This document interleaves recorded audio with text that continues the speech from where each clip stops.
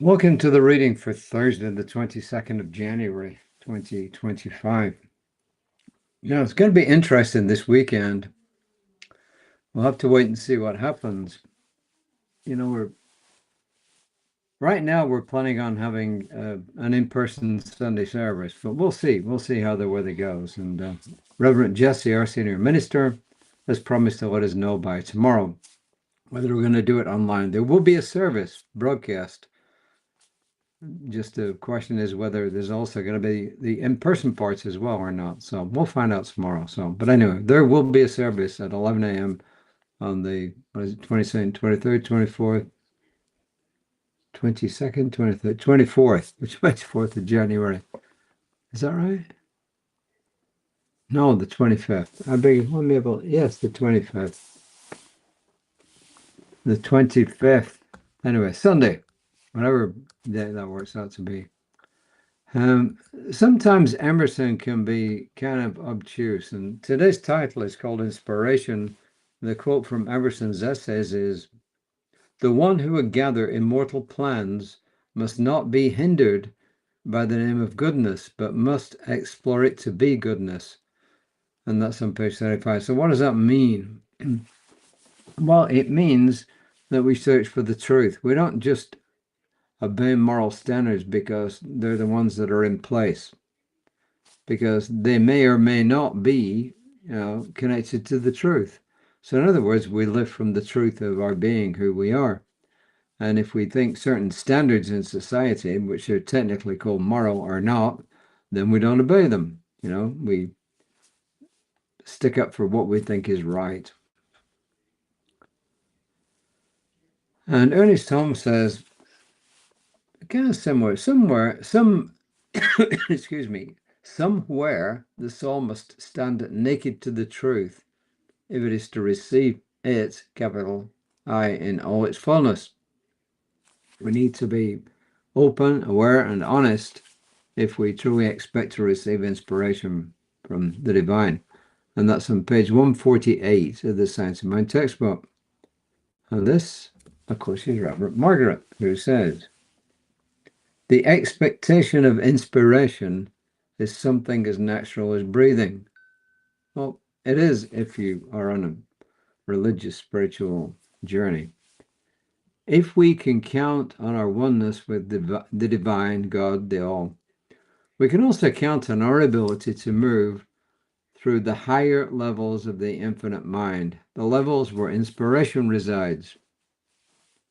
So think of it, at any time, in a moment of unguarded openness, we can be inspired, taking in the holy breath, capitalized, so to speak, receiving sounds, ideas, or images that have never before come forth in the world of conditions.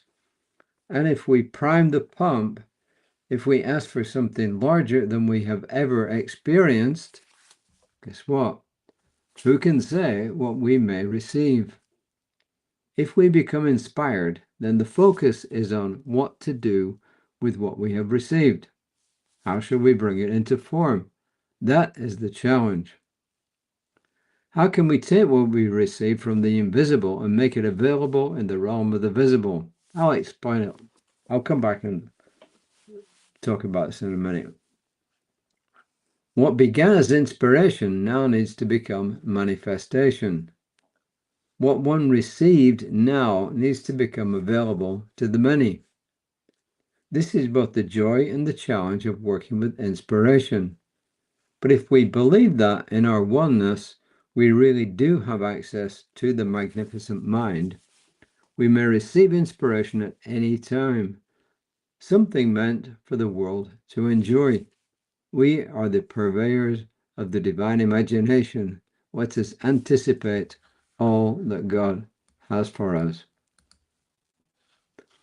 So Emerson's statement and this, they're linked together, because if we're going to be open and honest about what we do, then to me it's obvious that we are more open to receiving inspiration from the beyond, from the divine, from the all.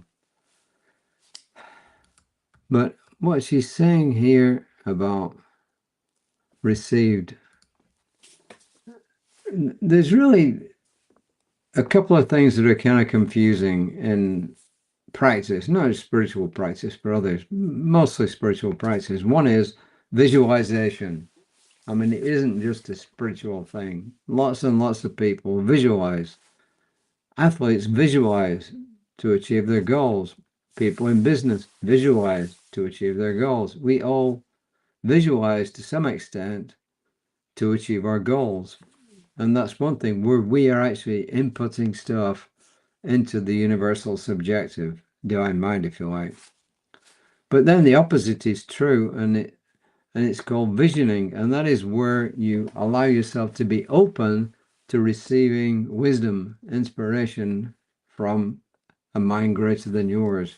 And this is what we're talking about here. So you need to be grounded in truth if you want to truly receive true, genuine inspiration from the divine mind. And that is really what she and Emerson together are actually saying here. So we get inspiration, but then she goes on to say, what do we do with it? We've been inspired. Well, our job actually is to use the information we receive. And it's also maybe take it into meditation. Okay, I've got this inspiration from a mind greater than mine. What do I do with it? How do I bring it into permanence not permanence, but into manifestation in this world? And then we got to be open to ideas coming in again. And then we have to use our imaginations. We have to use our intelligence. So we've been given imagination, we've been given intelligence, and it's our job to use them, basis the information that we've received through inspiration. So hope that makes sense. If it doesn't, well, let me know. My number's up there. Text me. I'm open and willing to answer. She says, I am a grateful receiver of divine imagination. Yes, I am grateful. I received divine imagination, and I'm grateful. I expect newness from the infinite mind at any time, and I'm ready. I expect newness from the infinite mind at any time, and I'm ready. New ideas, new ways of being, new thinking. So I'm open to new stuff coming into me. So really, that's all I've got. Reverend Lisa will be back tomorrow for sure. I'm guessing 9:15-ish. Unless something silly happens, I should be back around about 5 o'clock tomorrow evening.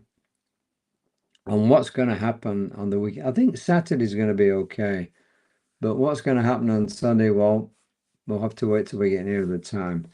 But if the power's on, then Reverend Lisa and I will be broadcasting every single day. If the power goes down, well, guess what? We'll catch up. We won't leave a gap. We'll catch up. You won't miss any daily guides, and you won't miss readings from what Reverend Lisa is doing.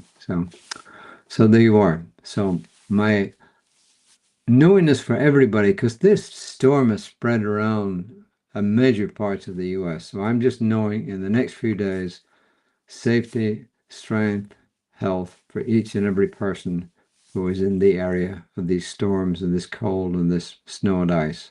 And I claim this is true.